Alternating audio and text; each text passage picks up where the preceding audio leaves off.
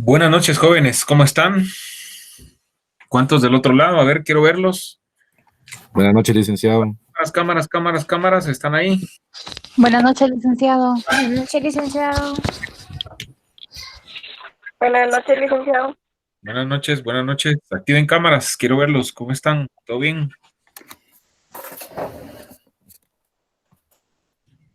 Hola, Karen. ¿Quién más? Renata, Jennifer, Carmen, André, Ángela, Gustavo Adolfo. ¿Quién más? Perfecto, perfecto. Eso. Muy bien. Bueno, bienvenidos a la clase del día de hoy. Estamos ya en día lunes. ¿Qué fecha es hoy? Ustedes, 24 ya de agosto del año 2020. Perfecto, vamos a iniciar con lo que hemos preparado para el día de hoy. En nuestros anuncios, bueno, primero comienzo contándoles que si Dios quiere, entre mañana y pasado, si termino mañana, pues mañana mismo van a tener su nota sobre el radioreportaje. Ya califiqué los de la jornada nocturna, les cuento. Y la mayoría bastante bien, ¿sí? O sea, de verdad me grata sorpresa la que me llevé, porque al final de cuentas, pues sí, la mayoría o lograron agarrar el concepto, ¿verdad? En estos días, o realmente pues se esforzaron bastante y lograron algo adecuado. O sea, igual, ay, no sé si ustedes son los de la noche, ¿verdad? Pensé que estaba con los del sábado, sí. Entonces es con ustedes, perdón. El del sábado es el que no he calificado. Entonces, igual traté de no ser muy drástico en la calificación, salvo algunos casos que de verdad, vean, por ejemplo, recuerdo de un par por ahí que es un monólogo prácticamente, o sea, es 5 o 6 minutos de solo el locutor o las personas que intervinieron y no hay ninguna fuente, eso no es un radio reportaje. Y se los digo porque cuando les toque examinarse, insisto, en su técnico, en el privado, ¿verdad? Que no vayan a cometer ese error, porque pues ahí sí es más lamentable la situación, ¿verdad? ¿Qué otra cosa? La forma como citar las fuentes, la mayoría también agarró el concepto. Hay un par por ahí que sí no está muy bien la forma como citamos las fuentes. ¿Qué más? Hay un par también por ahí que comienzan, hacen toda una introducción y luego en la parte de medio meten o insertaron todas sus fuentes, ¿verdad? O sea, una tras otra y ahí es falta de aplicación correcta de la técnica, ¿verdad? Porque esas fuentes se pueden distribuir de mejor forma de manera que no vayan todas juntas, porque imagínense alguien que prenda la radio en ese momento y comience a oír una y después, ¿y eso de qué están hablando? ¿De qué, verdad? O sea, es un tanto pesado eso para la audiencia, entonces hay que cuidar esos detalles. A la mayoría, si no estoy mal, le puse más de algún comentario ahí de lo que yo observé y de lo que tienen que mejorar. Eh, la mayoría están de entre 5 y 10 puntos. No hay ninguna nota abajo de 5, ¿verdad? Aunque si hubiese sido más drástico para calificar, seguramente hubiesen notas abajo de 5. Pero yo, repito, estoy consciente de la situación en cuanto a esto. No hubo mucho tiempo, yo sé que tuvieron que correr algunos, etcétera. El conocimiento en sí del formato, que no todos estaban muy claros, y eso pues pesó para que su nota esté, repito, entre 5 y los 10 puntos que valía el trabajo como máximo. Cuidado con el tiempo, porque también detecté algunos que no llegaron ni siquiera a los 6 minutos y volvemos a platicar lo que decíamos, ¿no? O sea, ¿qué van a hacer? ¿Qué va a hacer el pobre operador para llenar ese tiempo que hace falta si después de su reportaje venía un corte comercial, por ejemplo, ¿verdad? Entonces, ojo con eso. Otros llegaron al tiempo, ¿verdad? Mínimo y máximo, pero con cuñas de 2 minutos o más, ¿verdad? Tampoco, o sea, hoy en día repito, las cuñas es lo más importante, ¿verdad? El resto ustedes lo dicen con su voz, ¿verdad?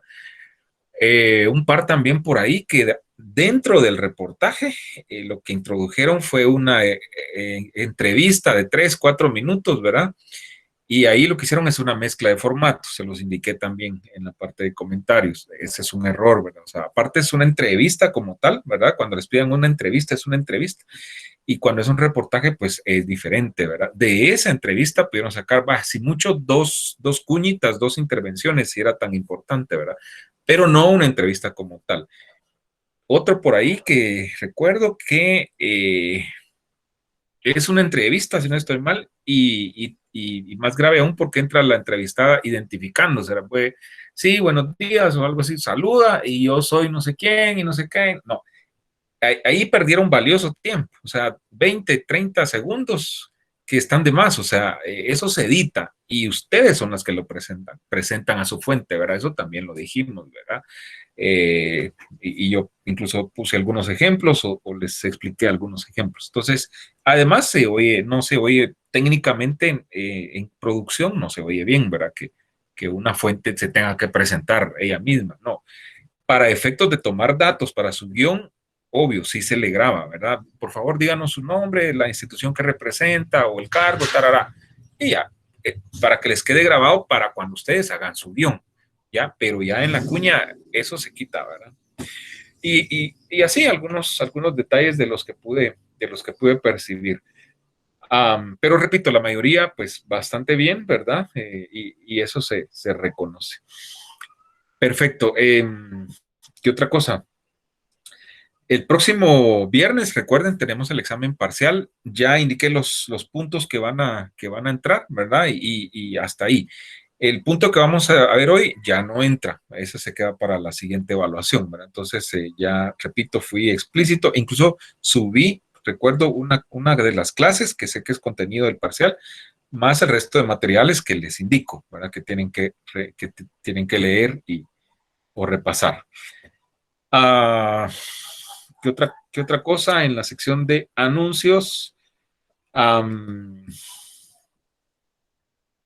la lectura de tiempos recios, espero que vayan avanzando, ¿verdad? Por favor, eso es indispensable, porque ya el tiempo está igual corriendo, está avanzando. Leí también y ya registré la tareita que va a la casilla de tareas varias sobre la participación de Antonia Benito, ¿verdad? La pregunta que les hice. Y bueno, o sea, ahí están sus opiniones, leí algunas. Me gustaría conocer acá a viva voz, quien quiera repetir, pues, qué le pareció, qué fue lo que respondió ahí, que lo quiera compartir con el resto de la clase, pues es el momento para que lo indiquen, ¿verdad? Comienzo yo, ¿verdad?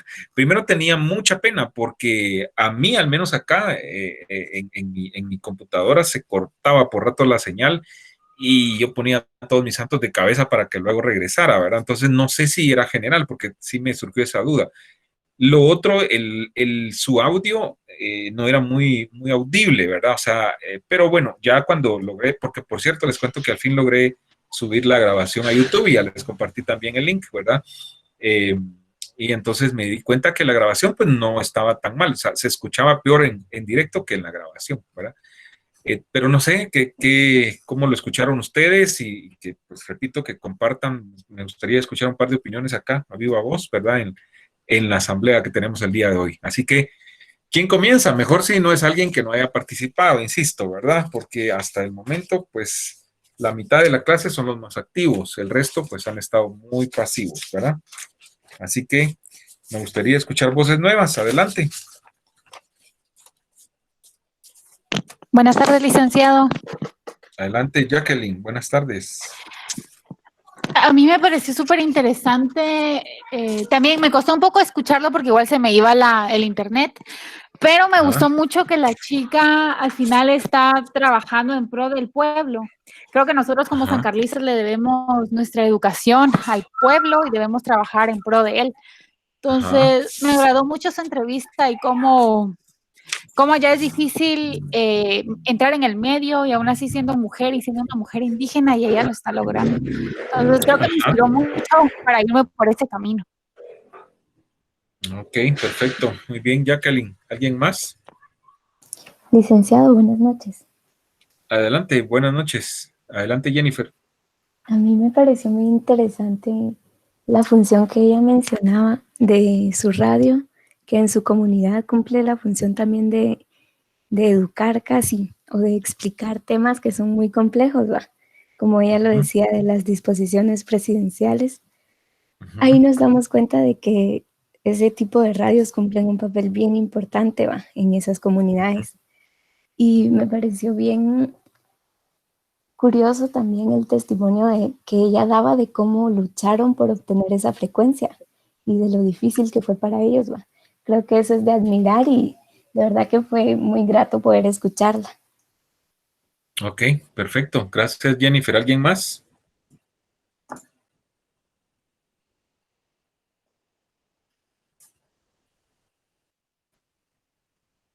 ¿No? Ahí estamos, nos quedamos con 2 participaciones. Licenciado, buenas noches. Adelante. Hola, A mí me Ruth, adelante. pareció interesante que quisieran preservar el idioma, que si no estoy mal era Pocom. Ujú, Eso me pareció interesante. muy bien. Bueno, ¿alguien más? Ok, perfecto. Bueno, muchas gracias a quienes participan siempre, ¿verdad? Y tratan de que esto no se trate también de un monólogo, porque créanme, a veces sí, pues da no sé qué, a ver si solo uno hablando por acá de este lado, ¿verdad? Entonces, insistir en que siempre traten de aportar, de participar y que hagamos esto un poquito más ameno. Bueno, ya registré aquí sus participaciones, chicas. Hoy ganaron las mujeres 3-0. Bueno, ¿qué más? Realidad nacional, a ver, otros, quiero que participen acá otros y no me vayan a decir que no hay noticias de última hora, porque vaya que hoy sí hay noticia de última hora. A ver, ¿cuál es la noticia más relevante de las últimas horas? Creo que la de... Ay, bueno, no sé. Adelante, Creo que la de hoy Stephanie. es... Ajá. Stephanie. Ah, sí. La de hoy es como la principal, es que se entregó Alejandro Sinibaldi, Ujú, que ya lo llevaron a la torre de tribunales y él dice que va a confesar y contar toda su verdad. perfecto. ¿Alguien más? Yo tengo otra, tal Sí. vez la apertura del zoológico. La apertura del zoológico, ¿verdad? Que hay cierta controversia ahí. Se abre el zoológico, pero no las universidades. Algo de eso leí, ¿verdad? Sí. Pero bueno, o sea, está bien. ¿Alguien más? ¿No? Bueno, bueno, sin duda lo más relevante es la captura, entrega. La verdad es que no se sabe de qué fue, ¿verdad? Si se entregó o lo capturaron.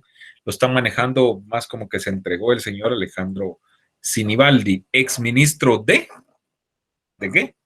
Comunicaciones. Comunicaciones, De sí, porque estaba leyendo que, comunicaciones. así es, estaba leyendo que no sé si en Canal Antigua o no sé dónde por ahí, la presentadora dijo el exministro de Gobernación, ¿verdad? Y es un error, ¿verdad? Entonces, y con la noticia del zoológico también, que un reportero dijo ubicaba en la zona 9, ¿verdad? Eso es terrible, eso al aire no se perdona, ¿verdad? Imagínense a esas alturas. Seguramente no pasó por la escuela ni la presentadora ni el reportero, menos en locución y menos aquí con su servidor. Es broma. Bueno, a ver, de la captura de Sinibaldi, ¿verdad? Es interesante. De hecho, en la clase que vamos a ver el día de hoy, que espero lleguemos hasta esas instancias, eh, eh, pero él obviamente tiene muchos casos, son como 3, 4 casos por el cual está acusado. Y es interesante, repito, cómo cuando los capturan o se entregan se hacen las víctimas, ¿verdad? Después de ser los victimarios, se hacen las víctimas. Recuerden la manipulación de masas de Chomsky, ¿verdad? Eh, datos para analizar aspectos semiológicos, ¿verdad? El famoso cabestrillo, que es clásico en ese tipo de capturas de altos funcionarios o exfuncionarios, ¿verdad? Altos exfuncionarios. Ahí alguien publicó fotos en un tuit donde sale Otto Pérez, Sandra Torres, Sinibaldi, la misma Valdetti en su momento usando un cabestrillo La y vieja el único confiable, objetivo es, perdón, la vieja confiable. sí, así es. Entonces, pues eso es para evitar que les pongan los grilletes, ¿verdad? O sea, o si no se ponen un suéter, van engrietados, pero se ponen un suéter para que no los fotografíen con los grilletes puestos. ¿Por qué? Porque el hecho de que alguien lo saquen con los grilletes es lacerar más su dignidad, ¿verdad? Como persona, si ya de por sí los etiquetan, ya al capturar a una persona, depende también quién sea, lo etiquetan ya de culpable, ¿verdad? Y ya al ponerle los grilletes, eso es otro mensaje aún más fuerte, ¿verdad? Entonces se cuidan ellos de eso y la autoridad que también colabora, ¿verdad? Porque hasta les permiten hacer llamadas telefónicas, etcétera, ¿verdad? Entonces es lamentable, de verdad, cómo trata la justicia acá, dependiendo quién sea la víctima, ¿verdad? O quién sea el detenido por X caso, ¿verdad? O sea, si es alguien pobre, seguramente lo humillan, lo condenan antes de tiempo y saber ni qué más, ¿verdad? Pero si es alguien de ese nivel, olvídense, hasta le dan privilegios y demás. Pero bueno, eh, vamos a dejar el tema hasta ahí. Perfecto. Hablando del tema, el tema central para hoy, pues vamos a platicar acerca de periodismo investigativo, que es lo que toca en nuestro orden ahí en la, en el programa. Estamos viendo la presentación, sí, ¿verdad? Sí, licenciado. Mira. Ok, perfecto. Bueno, a ver, periodismo investigativo. ¿Ya les enseñaron algo? Ya, o sea, cuando escuchan la palabra periodismo investigativo, ¿qué se les viene a la mente? O si les dijeran que definan qué es periodismo investigativo, ¿qué dirían?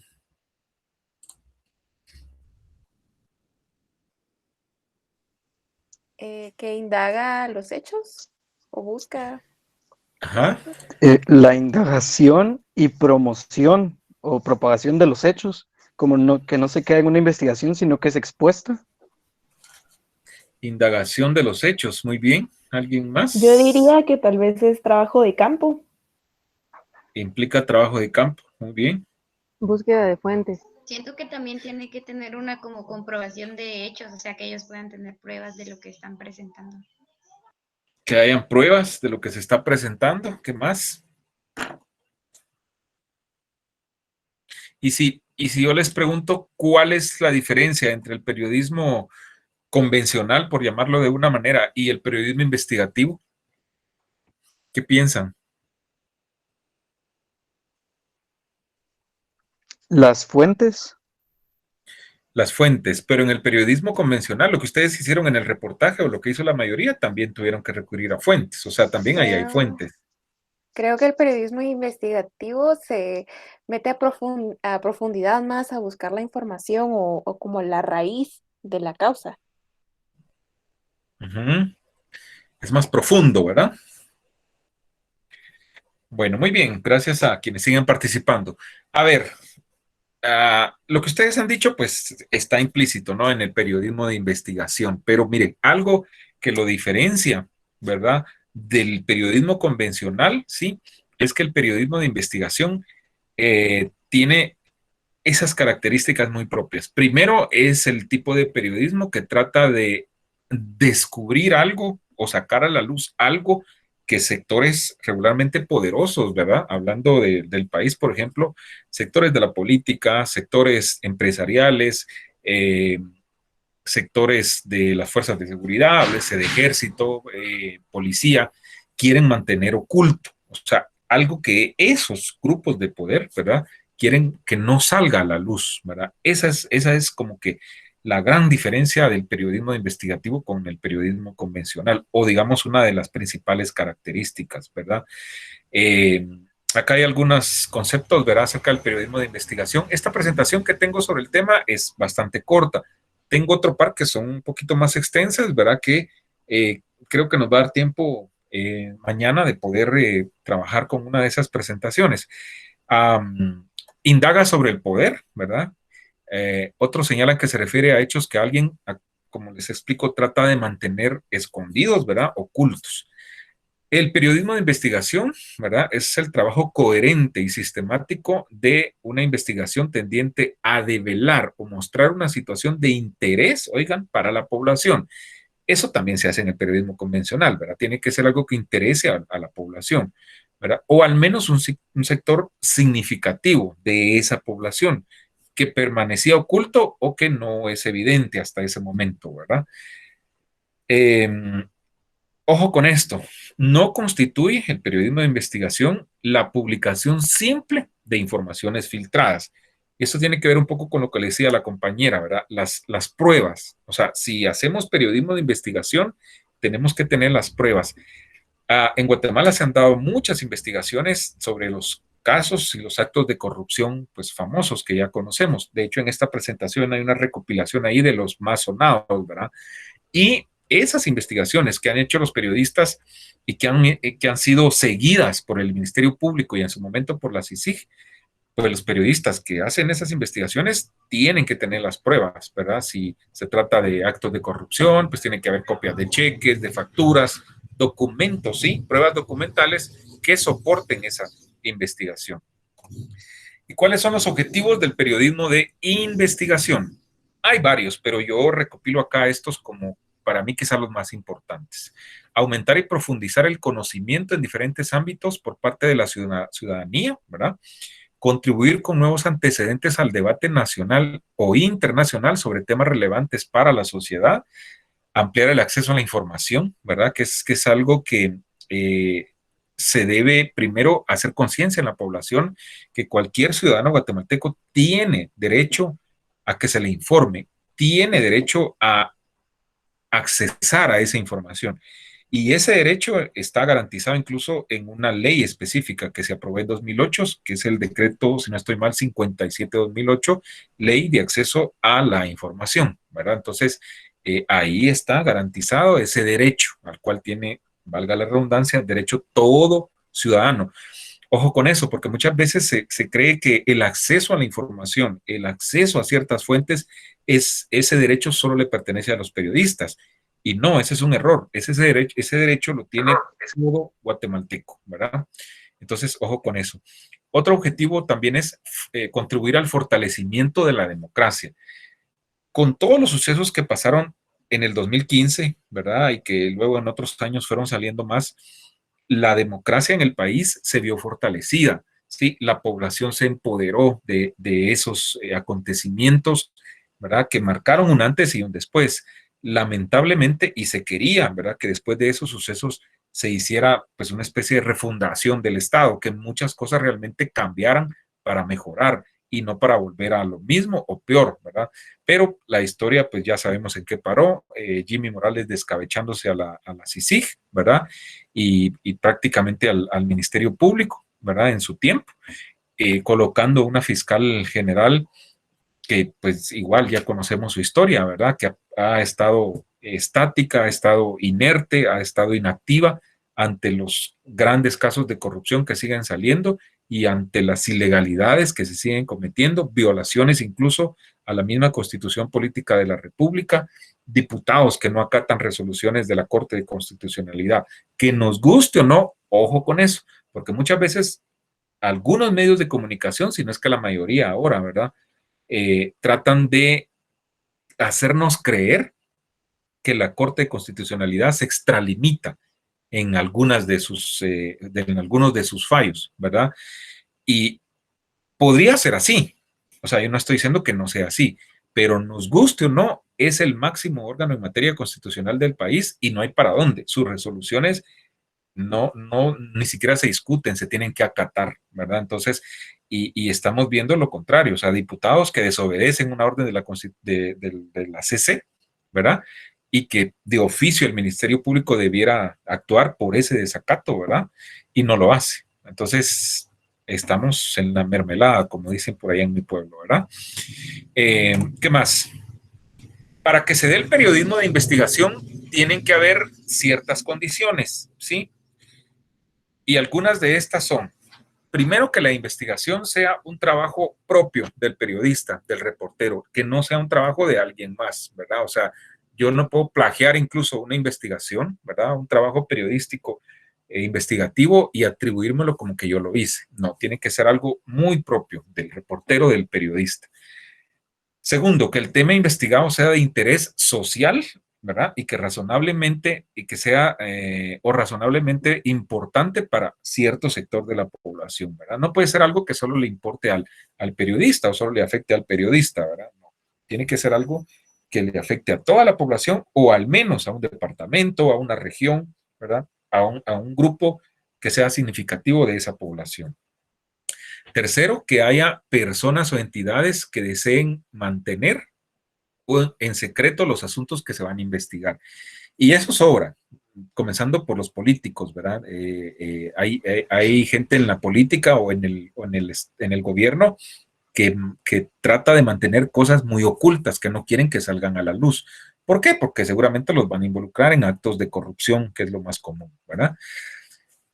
Ojo con lo siguiente, mientras mayor es el interés de alguien por esconder algo, ¿sí? Mayor tiene que ser el interés periodístico por divulgarlo, ¿sí? Mientras más se esconda algo, es porque ahí hay una mina de oro para el periodismo de investigación y el periodista tiene que interesarse en descubrir por qué tanto es el interés en ocultar eso, ¿sí? ¿Vamos bien hasta acá? Respondan, ¿alguien del otro lado? ¿Van comprendiendo? Sí, todo muy claro, licenciado. Ok, perfecto. A ver, algunas comparaciones, o mejor dicho, algunos aspectos positivos y negativos de esta especialización, ¿verdad? Del periodismo de investigación. Entre los aspectos positivos mencionamos algunos, por ejemplo, el ejercicio constante de poner en marcha iniciativas y habilidades profesionales para la búsqueda de nuevos temas. Eso, por supuesto, de parte del periodista, ¿verdad? Una concentración, una concepción, ¿verdad? Integral y estratégica del trabajo con las fuentes de información, ¿verdad? Que eso ya queda claro quiénes son las fuentes de información y los tipos de fuentes, obviamente, ¿verdad? Y la presentación de los resultados que pueden plasmarse en una serie de trabajos periodísticos. Hay investigaciones que salen en un reportaje, en un periódico, ¿verdad? Hay otras investigaciones, o en un programa de televisión, en un reportaje de televisión, pero hay trabajos periodísticos que son más profundos, ¿verdad? Que periodistas incluso han necesitado escribir un libro, ¿sí? Para plasmar esa investigación. O si es en televisión, pues necesitan de todo un programa o de una serie de programas para transmitirlo seriado, ¿verdad? En varios segmentos. ¿Qué más? Un aprovechamiento adecuado de las posibilidades abiertas al periodista con las nuevas tecnologías de la comunicación y la información, la oportunidad de ofrecer una visión distinta y más completa de hechos que involucran a diversos sectores de la sociedad, una motivación para coadyuvar en la transformación de la sociedad. Porque díganme si no, a pesar de que al final no se logró del todo lo que se quería, pero al menos sí se despertó esa conciencia social en el 2015 a raíz de esos actos de corrupción. La gente desconfió más de los políticos, desconfió más de los gobiernos y muchos políticos lo pagaron en las urnas, ¿verdad? La gente ahí fue la mayor venganza que se tuvo, ¿verdad? Esos son algunos aspectos positivos. Y también, como no todo es color de rosa, ¿verdad? Siempre hay pros y contras, también tiene sus aspectos negativos. Y algunos están acá. Primero, que prevalezca un interés periodístico por divulgar los lados oscuros de la vida, las personas y los hechos. Ojo con esto, porque un periodista no se puede meter con la vida privada, por ejemplo, de un funcionario. Eso es muy su vida privada, si está casado, si está divorciado, si tiene un amante, si tiene dos amantes. Esa es su vida muy privada. Y mientras no involucre aspectos o bienes del Estado para su vida privada, no hay ningún problema. Eso no interesa, eso periodísticamente no interesa, ¿verdad? Ahora, si para cometer esas sus fechorías utiliza que un vehículo del Estado o parte de los recursos económicos del Estado, pues ahí sí ya tiene problemas, ¿verdad? Ahí sí ya puede ser de interés para el periodista.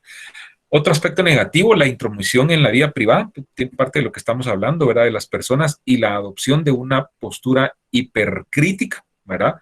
De la actividad en las instituciones públicas. O sea, a veces el periodista se obsesiona, ¿verdad? Con alguien y pasa esa delgada línea de lo público a lo privado. Entonces, Hay que tener cuidado con eso. La concepción antagónica de las relaciones entre él o la periodista con las fuentes protagonistas de los hechos. El exceso de interpretación del periodista, lo cual abre las puertas a la tergiversación y a la manipulación, o por lo menos a la calificación de los hechos más allá del derecho que tiene el periodista de informar, ¿verdad? Tiene un poquito de relación todo esto. ¿Qué más? Las características que debe poseer el periodista investigador. Ya hablamos acá atrás de las características, ¿verdad? O las condiciones básicas del periodismo de investigación, ¿sí? ¿Verdad? De esa especialización en sí. Pero el periodista que investiga también tiene que llenar ciertos requisitos, tiene que tener ciertas características. Acá están algunas, seguro que hay más, ¿verdad?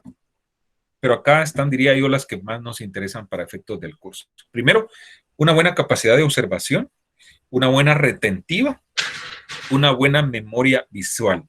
¿Por qué estas tres? Porque seguramente habrá lugares donde al periodista no se le va a permitir ingresar una cámara para tomar fotos o una grabadora para grabar audio o ni siquiera el teléfono celular, ¿sí? Por ejemplo, si lo citan a una actividad en la Embajada de los Estados Unidos, seguro, ahí les van a quitar hasta el apellido, ¿verdad? Entonces, para poder ingresar.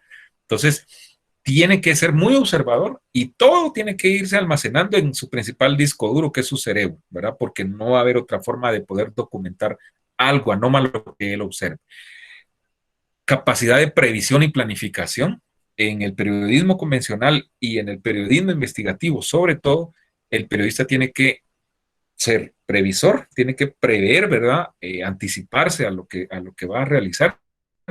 Y esto lo logra realizando una buena planificación. Y ya más o menos de esto hablamos cuando previo a su reportaje, ¿verdad? Bueno, mi tema es tema X, ¿verdad? Entonces, bueno, ¿cuáles van a ser mis fuentes? ¿Con qué recursos cuento? ¿Cuánto tiempo tengo? ¿Me van a dar viáticos? ¿No me van a dar viáticos? Etcétera. Hacer toda esa planificación, ¿verdad? Para poder después eso llevarlo a la realidad, ¿verdad? Ya en el proceso de ejecución.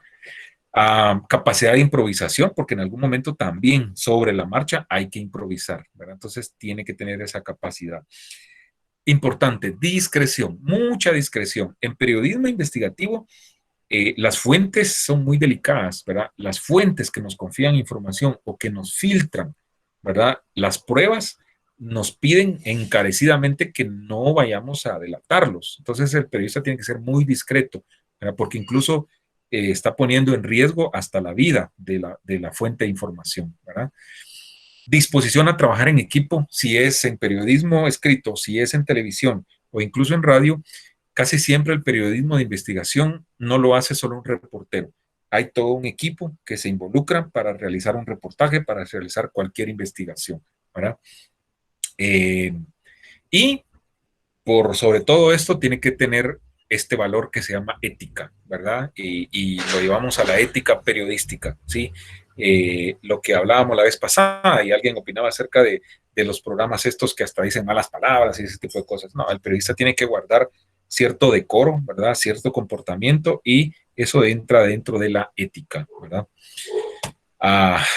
Bueno, acá la segunda parte de esta presentación. Antes les digo, periodismo de investigación en el país, en radio es bien mínimo y casi nada, ¿verdad? Hasta hace poco todavía habían ciertos noticieros como Punto Informativo en Radio Punto, luego le copió Patrullaje Informativo y hacían un reportaje, a los reporteros se les asignaba un reportaje a la semana y entonces un día lo presentaba uno, otro día otro y así. Algunos llegaban a caracterizarse porque había periodismo de investigación, otros se quedaban en un reportaje informativo superficialmente, ¿verdad? Eso ya no lo escucho, ya no lo están haciendo, ¿verdad? ¿Por qué? Porque los noticieros en radio, motivados por la inmediatez, ¿verdad? Que van con el día a día, entonces no les da tiempo de hacer ese tipo de trabajos, ¿verdad?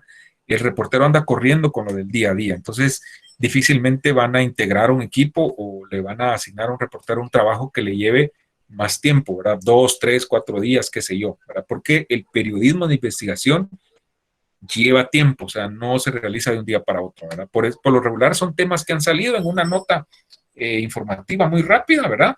Y luego se investiga a profundidad otros detalles, ¿verdad? Y son presentados en un radio reportaje, en un reportaje escrito o en un reportaje para televisión. Generalmente es el formato que se utiliza, ¿verdad? El formato de reportaje. Casos emblemáticos en el país y que han salido, y primero los han sacado los periodistas, ¿verdad? Regularmente todos o casi todos han sido en medios escritos, ¿verdad? Primero, recordemos el famoso caso La Línea. Ese fue el que abrió el paraguas, ¿verdad? En 2015 y donde, pues, como en un efecto dominó, un efecto cascada, fueron revelándose, ¿verdad? O develándose otros casos, ¿verdad? Pero La Línea, ¿verdad? Fue como el que abrió esa puerta negra de los actos de corrupción que se descubrieron, la mayoría del Partido Patriota, lamentablemente, ¿verdad? ¿Y en qué consistía el famoso caso La Línea? Sí, recuerdan que, bueno, operaba en las aduanas y tenía que ver con evasión de impuestos, ¿verdad? Sí, declaraban un tipo de productos que no era el real, el que traían, ¿verdad? Los importadores, los empresarios, etcétera. Por eso hay altos funcionarios procesados, ¿verdad? El mismo expresidente Otto Pérez Molina y la misma exvicepresidente Roxana Valdetti. Posterior a eso, en abril de 2016, el Ministerio Público y la CICIG desbaratan otra estructura de corrupción que otra vez involucra a Otto Pérez, a Roxana Valdetti, ¿verdad? Y otras, al menos 10 personas más. El famoso caso TCQ, que tiene que ver con la empresa portuaria Quetzal, que eran los famosos, la terminal de contenedores. Este suceso, por cierto, alguien me lo reportó ahí en las estrategias de manipulación de masas, muy bien, ¿verdad?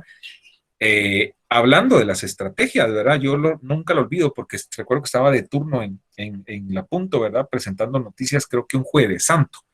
Y ese día aprobaron el que se pudiera hacer esa terminal de contenedores en el puerto. Era un negocio millonario y sucio, ¿verdad? Desde el inicio.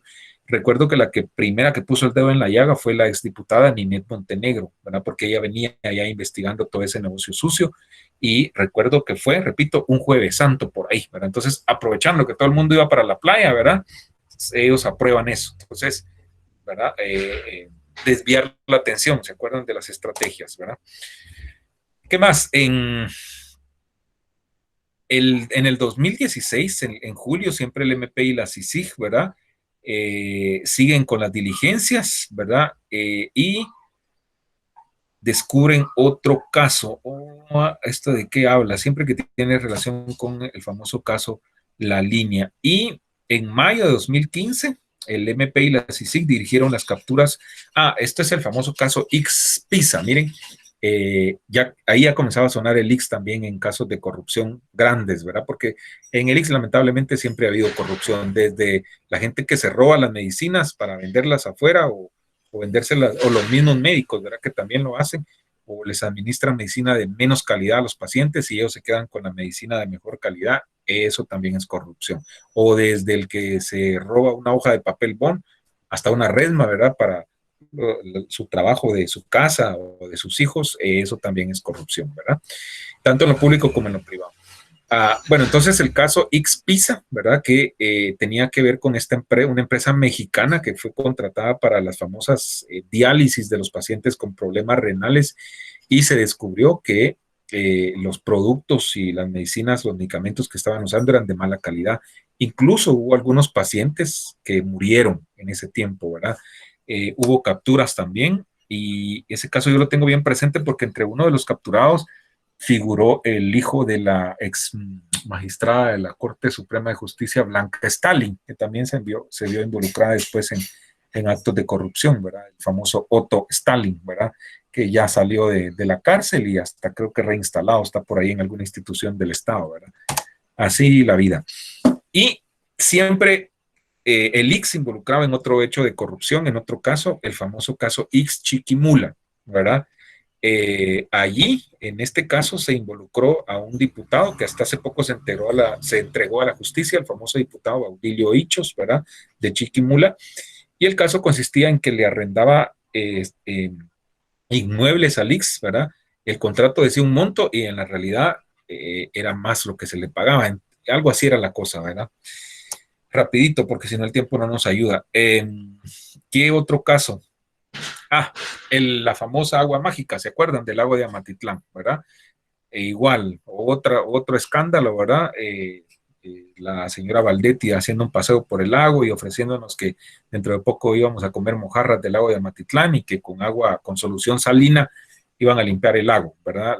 La famosa agua mágica. Miren, 138 millones casi era el monto de ese contrato, ¿verdad? Imagínense.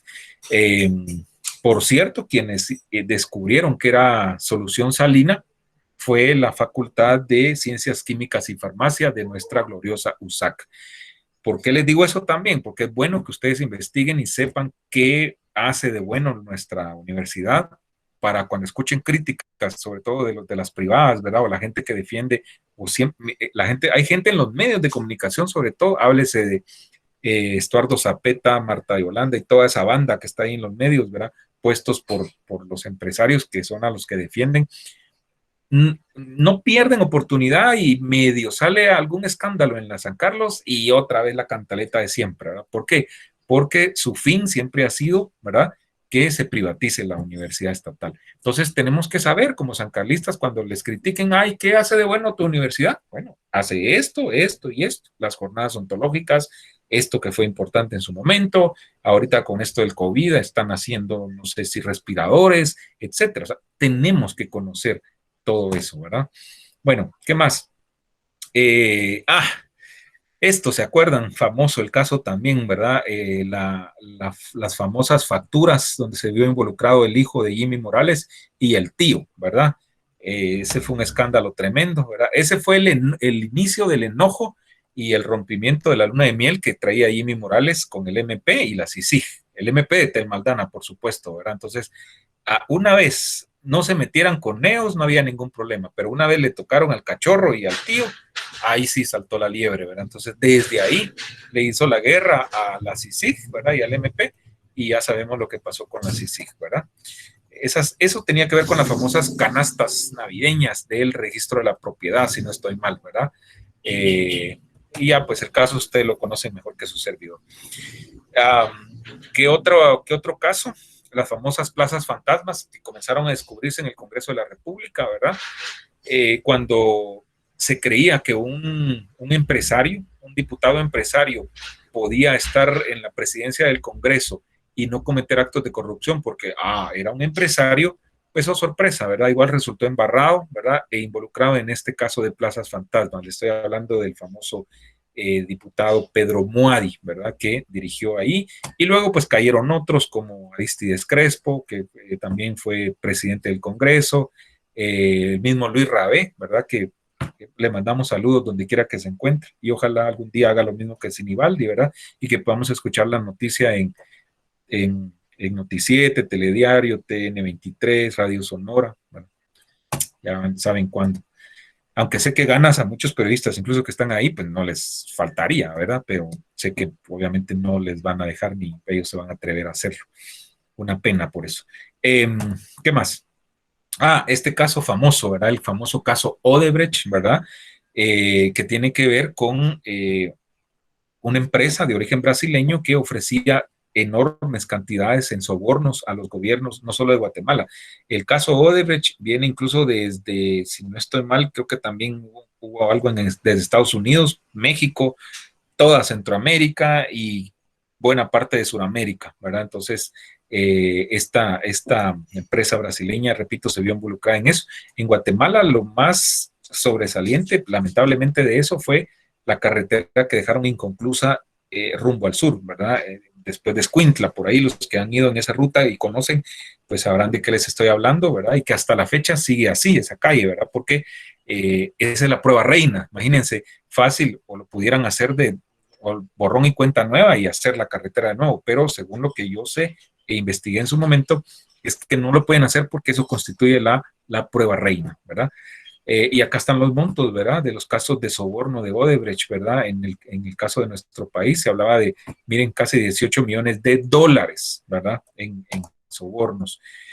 Y bueno, cuando todos decíamos, bueno, ya lo vimos todo, pues no, ¿verdad? O sea, ya estando presos incluso doña Roxana Valdetti y don Mauricio López Bonilla, pues la Embajada de los Estados Unidos los acusa, o el gobierno de Estados Unidos, de conspirar para ingresar, distribuir 5 o más kilogramos de cocaína, que eso es bastante, ¿verdad?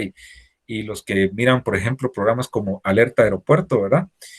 Ojalá que algún día nos salgan ahí, ¿verdad? En ese programa. Papá, estoy en la tele, ¿en cuál programa? En Alerta Aeropuerto, no, está jodido, ¿verdad? Bueno, entonces sale esta acusación, ¿verdad? Y es decir que ellos algún día, si es que terminan aquí sus procesos en Guatemala, Estados Unidos los puede reclamar en extradición, ¿verdad? Pero antes tienen que solventar todos sus casos acá, y eso sí está duro, ¿verdad? Y luego nos siguen sorprendiendo, ¿verdad? Con otros casos de corrupción. Vean, esta presentación yo la iba adecuando casi cada año y agregándole más casos porque no terminan de salir, ¿verdad? El caso construcción y corrupción, ¿verdad? Aquí incluso se ven involucrados empresarios, ¿verdad? Y acá es cuando sale a la luz también una empresa fuerte, que es un monopolio de los tantos que hay en el país. Estos son los que controlan la producción de hierro, ¿verdad? Y todos los derivados del hierro y todo eso, la industria siderúrgica, si no estoy mal. Y pues Aceros de Guatemala, ¿verdad? Está una de sus marcas fuertes, ¿verdad? Involucrado en este caso, ¿verdad? Defraudación al fisco, miren, por 250 millones de quetzales, que al final no sé si pagaron todo o pagaron buena parte, ¿verdad? Y acá se le tiene que agradecer mucho a uno de los buenos funcionarios que ha tenido la SAT, que es el señor Fopa, Juan Francisco Solórzano Fopa, ¿verdad? ¿verdad? Él fue el que en su momento descubrieron esos casos y obligaron a estas grandes empresas a pagar esas millonarias cantidades de dinero. Imagínense, hacían fiesta antes, ¿verdad? Y por eso el país está como está, ¿verdad? Porque se evade un montón de impuestos, ¿verdad? Plazas Fantasmas 2, ¿verdad? Acá capturan al expresidente del Congreso, Acisclo, digo que Acisclo, ¿no? Ese todavía no lo capturan, ¿verdad? Ese tiene más cuello. Aristides Crespo, ¿verdad? Por este caso de Plazas Fantasmas, que no es más que simular puestos de trabajo y cobrar cierta comisión, ¿verdad? Imagínense, venía un diputado, decía, metía 10 gentes al Congreso con sueldos de barato, 10,000 quetzales, ¿verdad? Pero por cada plaza le tenían que pasar 3,000 quetzales. Y 10 por 3 se embolsaba fácil sus 30,000 quetzales, ¿verdad? Lamentablemente, esa es una costumbre que aún persiste, ¿verdad? Tal vez ya no tan solapado como antes, porque medio llega ahí la gente en las instituciones del Estado de vez en cuando, pero aún existe, ¿verdad? O sea, es lamentable esa situación. Caso Odebrecht 2, cuando se junta a Valdizón y Sinibaldi, por cierto, ¿verdad? Y se descubrió que ambos estaban de acuerdo en toda esa red de corrupción, ¿verdad? Millones de dólares, miren, involucrados ahí, ¿verdad? En esa red, repartidos en calidad de soborno, ¿verdad? A funcionarios. La voy pasando rápido para que me alcance el tiempo. Igual yo dije, bueno, hasta aquí la presentación, ¿verdad? Con todos esos casos y ya el país está tranquilo. ¿Qué va? Capturan al señor Valdizón en Estados Unidos, ¿verdad? Lo detuvieron y todavía sigue ahí, ¿verdad? O sea, ese es un caso pendiente allá. Luego, todo el mundo decía, ¿y para cuándo la UNE? ¿Se acuerdan? Los famosos hashtags incluso, ¿verdad? ¿Y para cuándo la UNE? ¿Y para cuándo la UNE? ¿Verdad? Pues le tocó a la UNE con el famoso Transurbano, que es otro proyecto que está apestado, infestado de corrupción, ¿verdad? Ahí hubo millones también de corrupción, hay gente prófuga, recuerdan el famoso Luis Gómez, que creo que todavía anda huyendo, ¿verdad? El famoso dirigente de los empresarios de transporte urbano por mucho tiempo en la ciudad capital, y varios funcionarios fuertes, el expresidente Álvaro Colón, el exministro de Finanzas, y Gándara, que en su momento ostentaba algún cargo importante, ¿verdad? También, no sé si era ministro de Gobernación en ese tiempo. Y luego, igual otros casos, ¿verdad? Que también han sido sonados. este caso muy famoso, ¿verdad? Incluso capturaron y estuvo preso, creo que le acaban de dar una medida sustitutiva al exfiscal Ronnie López, ¿verdad? Por estar involucrado en esto que se supone.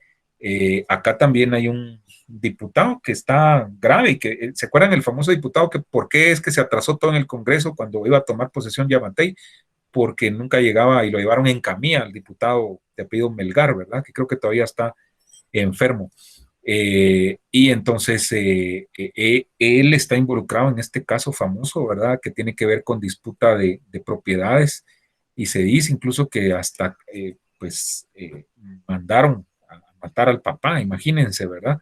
Es un caso mero complicado. Luego otros casos, el famoso rey del tenis, este abogado que está jalado también. Qué pena por el de la derecha, ¿verdad? Que es el licenciado Giovanni Orellana Donis, catedrático de la Facultad de Derecho de nuestra querida USAC, pero al parecer también involucrado acá en estos actos de corrupción.